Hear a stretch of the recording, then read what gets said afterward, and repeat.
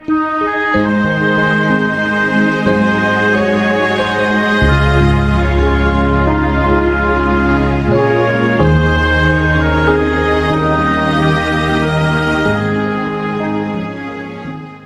invito a que abran sus Biblias conmigo en el Evangelio según Juan, capítulo 18, versículo 28.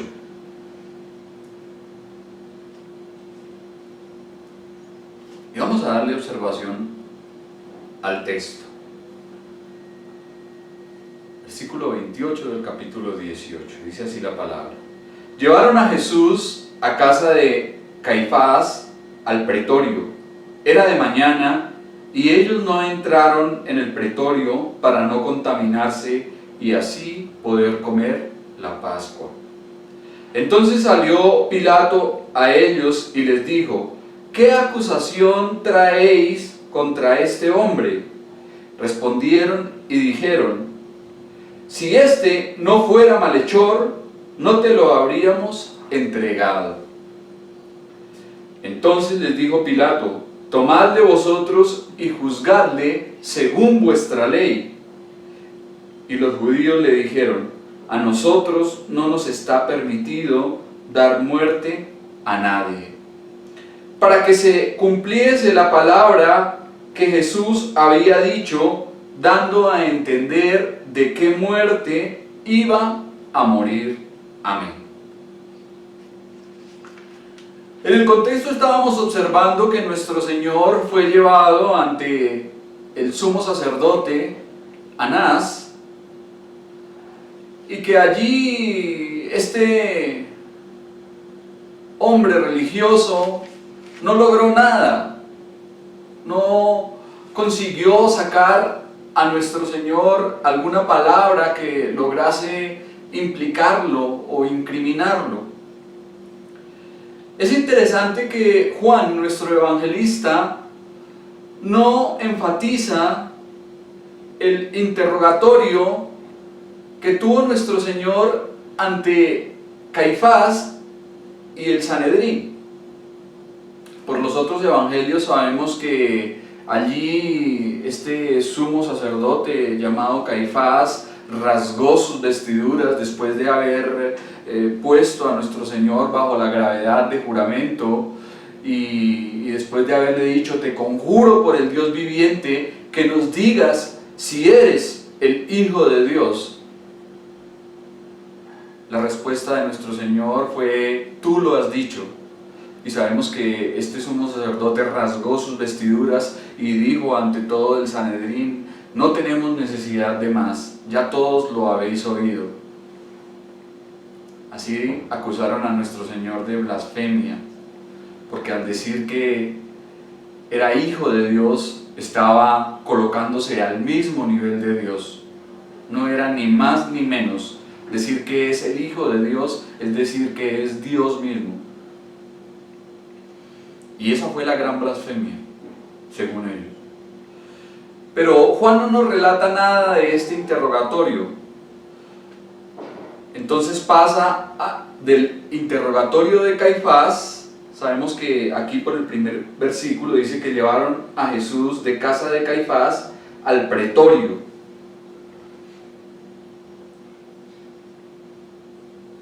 De modo que ahora se centra en el juicio civil precedido por el gobernador romano Poncio Pilato. Y así nuestro evangelista dedica más atención a los juicios romanos que a los judíos. Habiendo terminado el juicio religioso ante el Sanedrín, aquí inicia el juicio civil. Por lo tanto, nuestro Señor es llevado a la casa del sumo sacerdote, llevado de la casa del sumo sacerdote al pretorio, que era el lugar donde residía temporalmente el gobernador romano. El pretorio era el cuartel general de los romanos, y además de ser el palacio del gobernador, servía también de tribunal o estrado judicial. Dice que era de mañana. No se puede decir con exactitud la hora que era, ya que Lucas nos dice que el Sanedrín se reunió para interrogar a nuestro Señor cuando se hizo de día, probablemente entre las 5:30, 6 de la mañana, de modo que después de este interrogatorio podemos calcular el tiempo en que nuestro Señor es llevado al pretorio, a la casa de Poncio Pilato, y esto no nos dará, digamos, más temprano de las 7 u 8 de la mañana. Luego dice nuestro texto, y ellos no entraron en el pretorio para no contaminarse. Como residencia de gentiles, era un lugar impuro, por eso las autoridades judías no querían traspasar la entrada del palacio para evitar quedar ceremonialmente contaminados o impuros. Si lo hacían, si entraban en ese lugar en donde residían gentiles, quedaban ceremonialmente inmundos o contaminados y por lo tanto no podían participar de la Pascua. En Hechos 10:28 el apóstol Pedro dice: abominable es para un varón judío juntarse o acercarse a un extranjero. Los judíos no querían tener contacto con aquellos que no fuesen de su pueblo, con aquellos que no fuesen sus hermanos. No querían entrar en el palacio de un gentil pensando que podían contaminarse.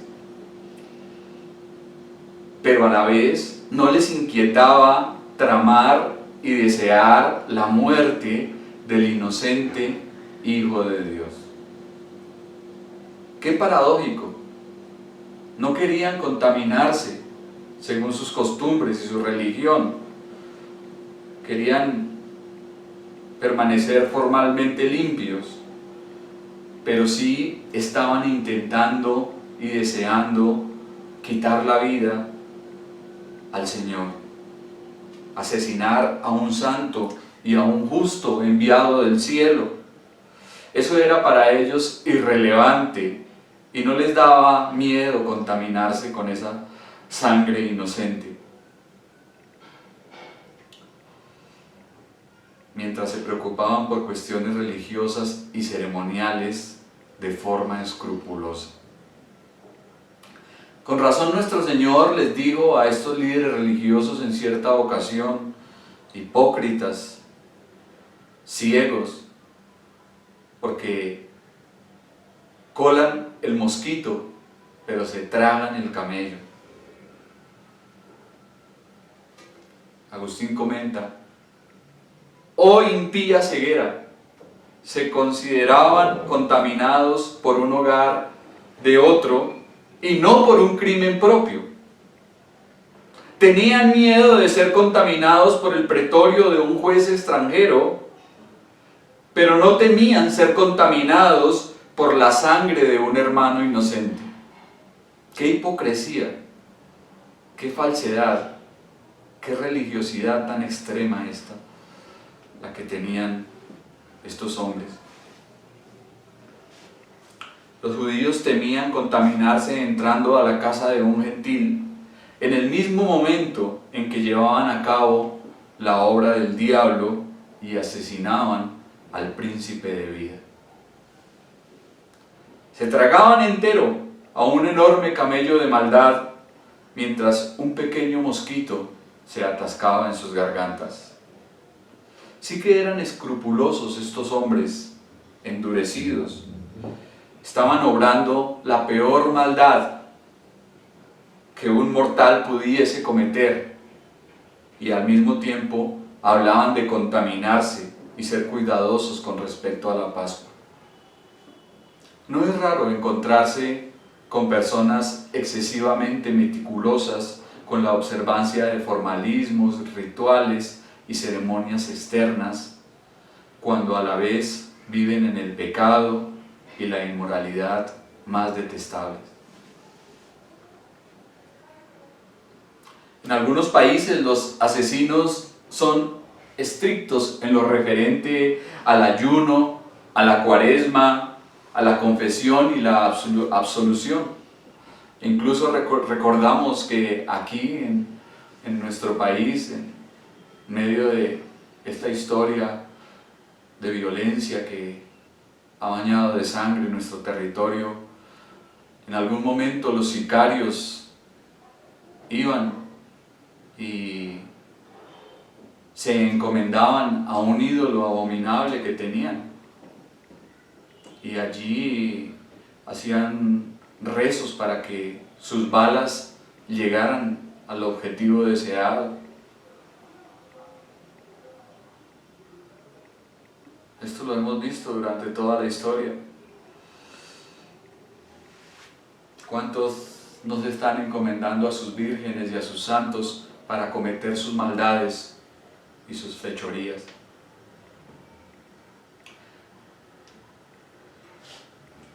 ¿Y qué decir del legalismo escrupuloso con que celebraban temporadas religiosas para luego caer en mundanalidad absoluta?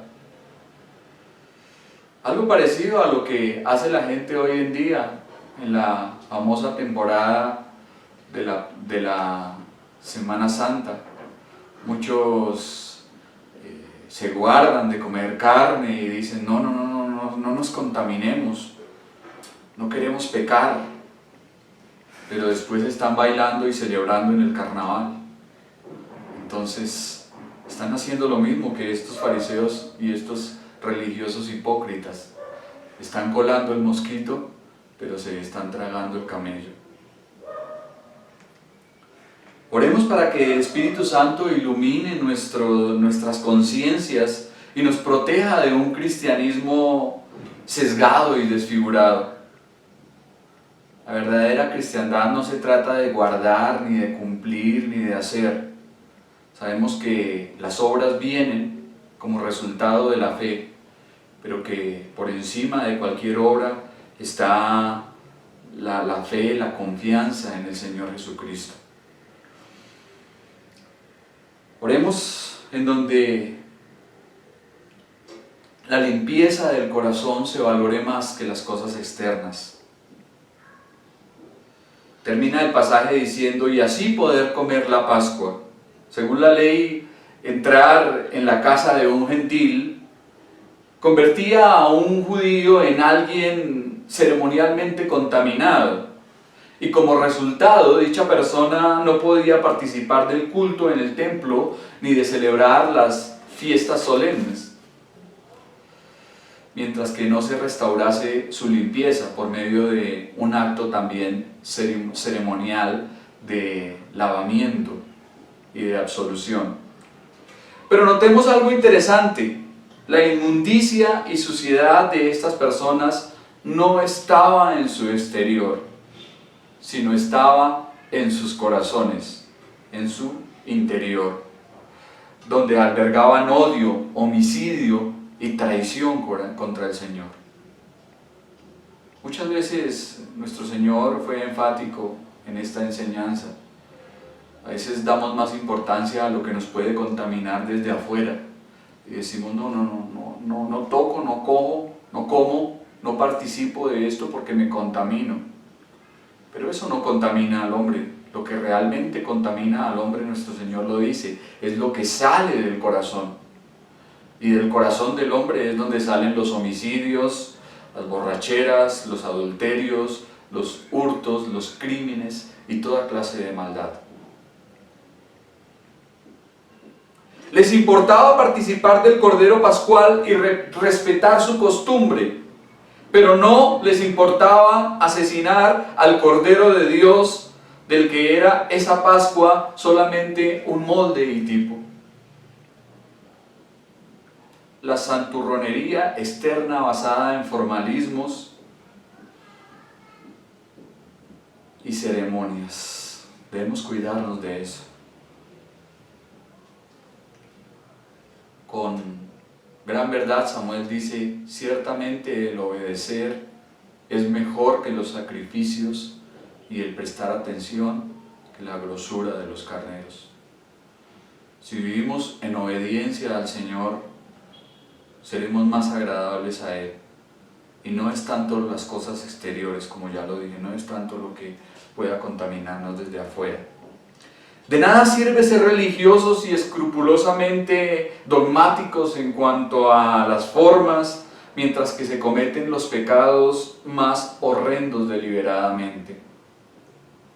Los principales sacerdotes y sus secuaces daban gran importancia a algo que hacían sin entender su significado. Tal vez recordaban aquella Pascua en Egipto que celebró allí Moisés antes de salir, cuando tomó la sangre del cordero pascual y la untó en los dinteles y en los marcos de las puertas de las casas de los judíos. Y recordaban cuando el ángel de la muerte pasó aquella noche y no tocó los primogénitos en donde estaba la sangre del cordero. Y tal vez recordaban todo esto y lo tenían presente, la Pascua, pero no les importaba derramar la sangre del mismísimo Señor del cielo, del mismísimo Hijo de Dios. Que el Señor nos guarde de ese estado, en hacer las cosas solamente por cumplir, sin hallarles un verdadero sentido y un verdadero significado.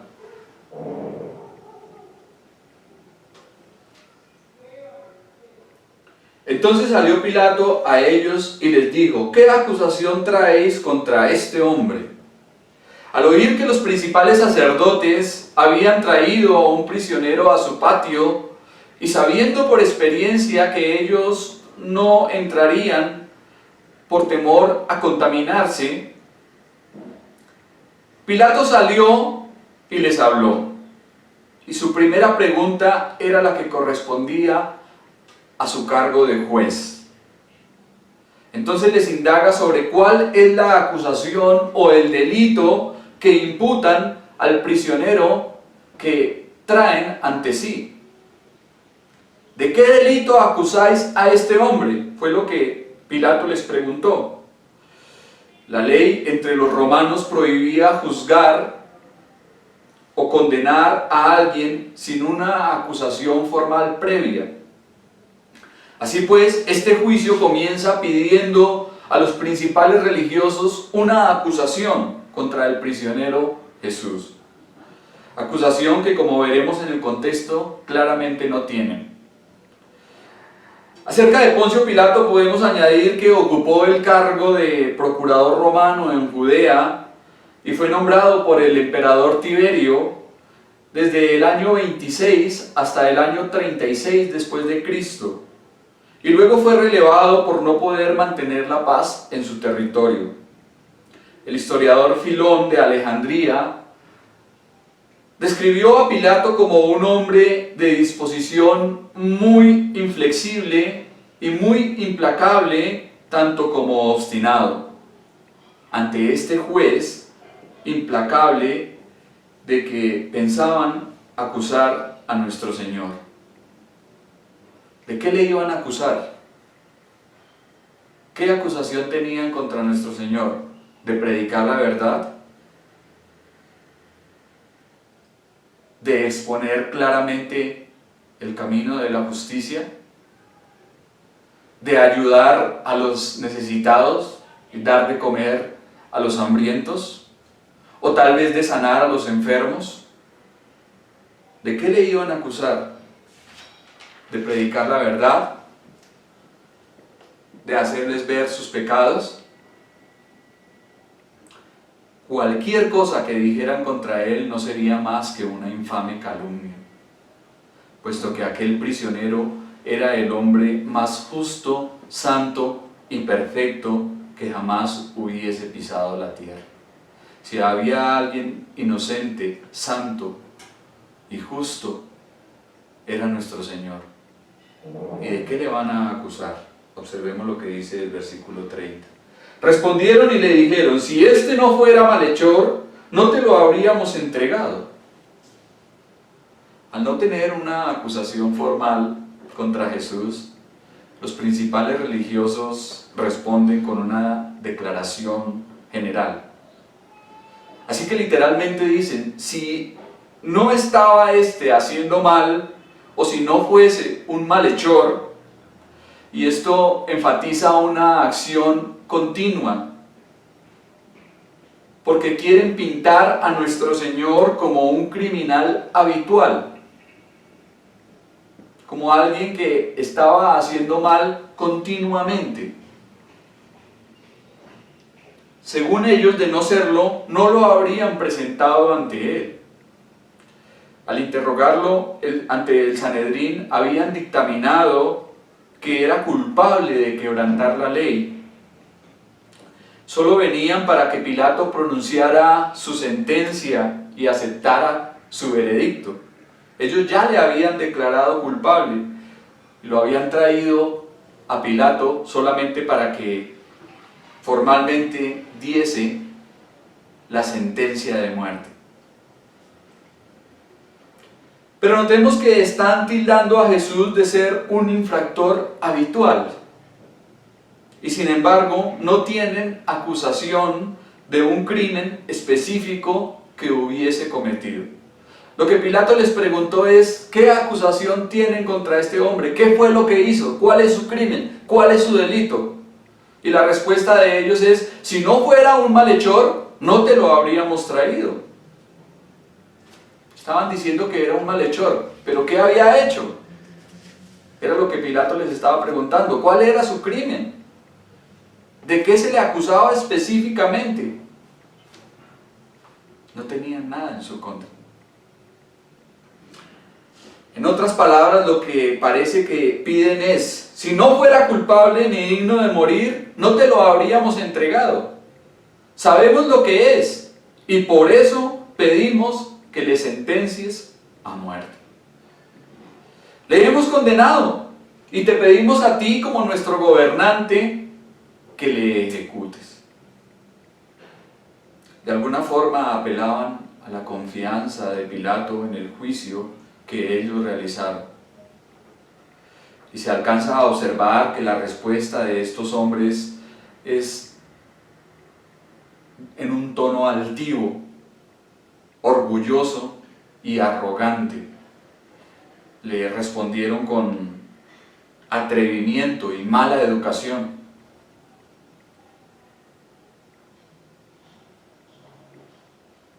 Si este no fuera un delincuente, ¿a qué crees que hemos venido ante ti? En pocas palabras, es lo que están diciendo.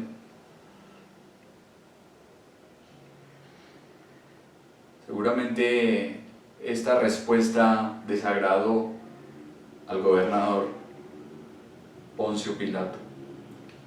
Claramente demostraba lo que eran, unos orgullosos, unos soberbios y unos vanagloriosos, que se refugiaban bajo la máscara de una falsa piedad. Si por algo sobresalía este pervertido liderazgo, era por su orgullo desmedido, que les hacía creerse más y mejores que los demás. Estos líderes religiosos eran altivos, eran soberbios, les gustaba llamar la atención de los demás hombres y que los demás les dijesen maestro, rabí.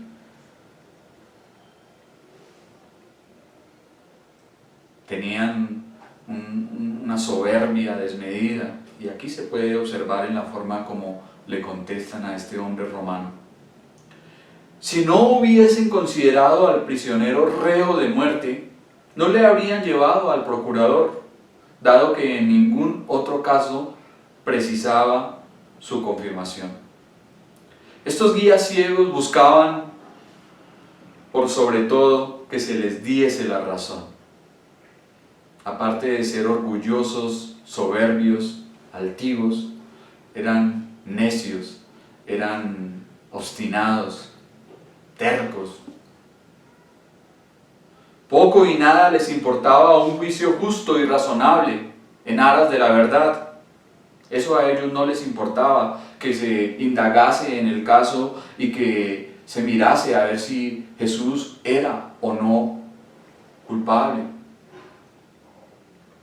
Su impía maldad y obstinada dureza quería que se les satisfaciera contra viento y marea, levantando calumnias y pruebas falsas en contra de alguien justo e inocente.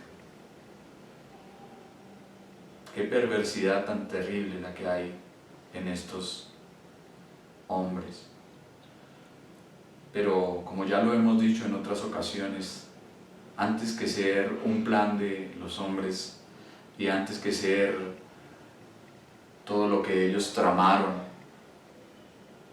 e inventaron, y todas esas calumnias y esas falsas acusaciones, incluyendo a esos falsos testigos y todas esas cosas por las cuales declararon que nuestro Señor era un blasfemo y que estaba promoviendo sediciones y bueno,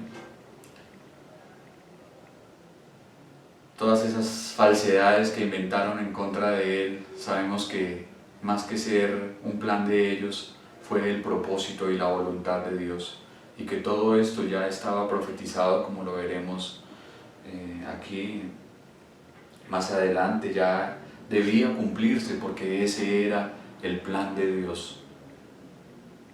Ese era el propósito de Dios al enviar a su Hijo al mundo, que Él viniese a sufrir, a morir, a padecer en una cruz, para que nosotros fuésemos limpios y salvos de nuestro pecado y nuestra maldad. Miremos el versículo 31. Entonces les dijo Pilato: tomadle vosotros y juzgadle según vuestra ley. Y ellos le dijeron: a nosotros no nos está permitido dar muerte a nadie. Aquí se puede ver claramente qué era lo que estos hombres buscaban, y era una sentencia de muerte. Esta frase parece indicar que Pilato no quería ni tenía nada que ver, no quería intrometerse para nada en este caso. No quería tratar ese pleito, quizás al darse cuenta que era motivado por el fanatismo religioso. Por eso desde el primer momento intenta quitárselo de encima y, de ser posible, no tener que sentenciar a nuestro Señor.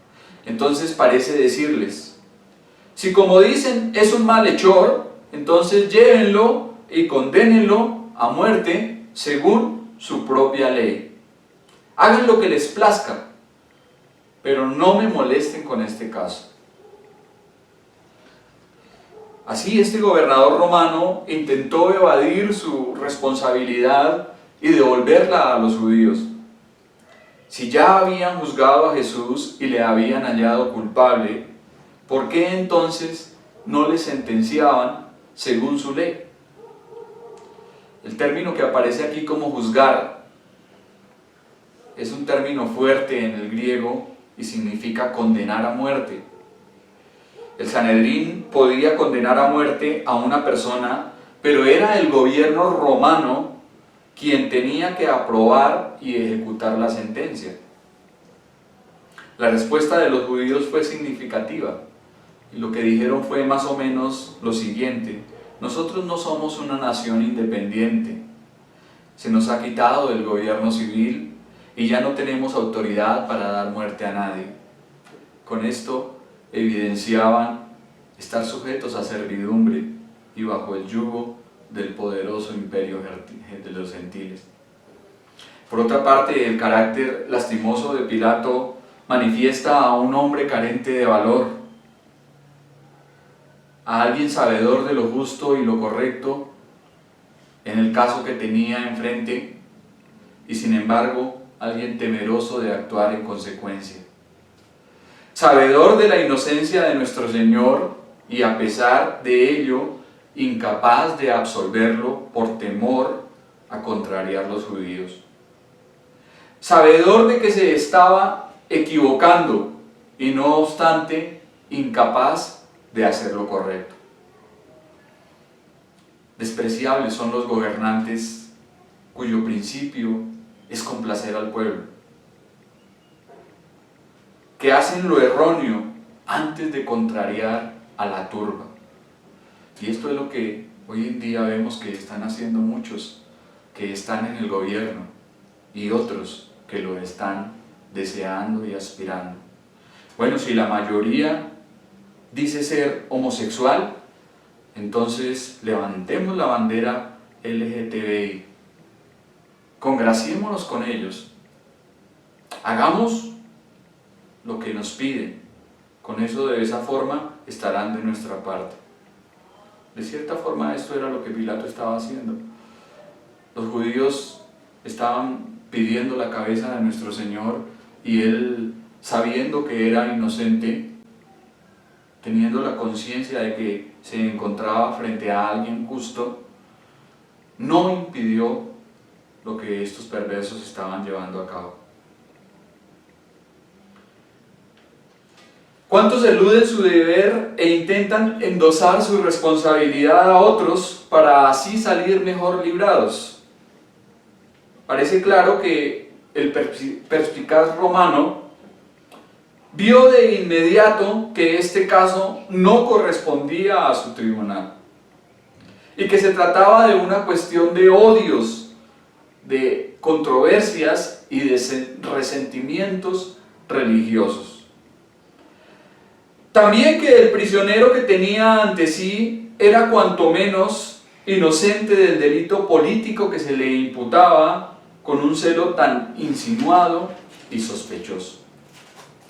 Termina el texto diciendo: a nosotros no nos está permitido dar muerte a nadie. Esta respuesta de los judíos derribó totalmente el intento de Pilato de zafarse del caso que le estaban presentando. Le recordaron que ellos ya no tenían autoridad para arrebatarle la vida a nadie, por lo cual les era imposible tratar el caso de Cristo como él les insinuaba. Con esto también estaban confesando que ya no se gobernaban a sí mismos, que ya habían perdido su independencia y que estaban dominados por una nación extranjera. Ya no eran independientes, sino súbditos de Roma. El imperio daba cierta libertad a los pueblos conquistados en gobernarse y resolver pleitos dentro de ciertos parámetros. Sin embargo, esta libertad no otorgaba a los judíos la autoridad para ejecutar a algún culpable de su propio pueblo. Para que se cumpliese la palabra de Jesús, la palabra que Jesús había dicho, dando a entender de qué muerte iba a morir. Otra vez Juan, nuestro evangelista, contempla el desarrollo de los eventos como el cumplimiento de las predicciones de nuestro Señor. Así que por medio de este comentario parentético o explicativo, nuestro evangelista señala el cumplimiento de la palabra de Cristo. Como vimos, el pasaje anterior mostró la incapacidad de los judíos para ejecutar a Jesús y también la necesidad que tenían en que fuesen los romanos, los gentiles, quienes lo llevaran a cabo. La ejecución judía era por lapidación. Sabemos que la forma como los judíos sentenciaban a muerte a alguien era a piedra, lapidado. Mientras que el método romano era la crucifixión. La forma como los romanos sentenciaban a muerte en aquella época no era con la inyección letal ni tampoco con la silla eléctrica, sino colgando a los hombres en una cruz. Y esto fue lo que nuestro Señor predijo de antemano. Él había dicho que sería entregado a los gentiles y en consecuencia levantado en un madero, en una cruz. Como observamos en capítulo 3, versículo 14, nuestro Señor dijo: así como Moisés levantó la serpiente de bronce en el desierto, así es necesario que el Hijo del Hombre sea levantado, para que todo aquel que en Él cree no se pierda, mas tenga vida eterna. De este modo, al rehusar los judíos aplicar la pena de muerte a nuestro Señor, sin saberlo, cumplieron la profecía tocante al Mesías. Y como ya lo dije, el plan de Dios se estaba llevando a la perfección. La obra que nuestro Señor vino a realizar estaba siendo consumada. El Cordero estaba listo para ir al sacrificio. Pronto su sangre sería derramada en la cruz del Calvario para limpieza y para perdón de nuestros pecados y los de todo el mundo. Gracias damos a Dios porque las cosas sucedieron de esta forma y a pesar de tanta injusticia, a pesar de tanta corrupción, tanta maldad que hemos visto, como se llevaron estos juicios, sin embargo, nuestro Señor salió triunfante y victorioso. Pudo ir a la cruz y pudo morir para salvarnos. Amén.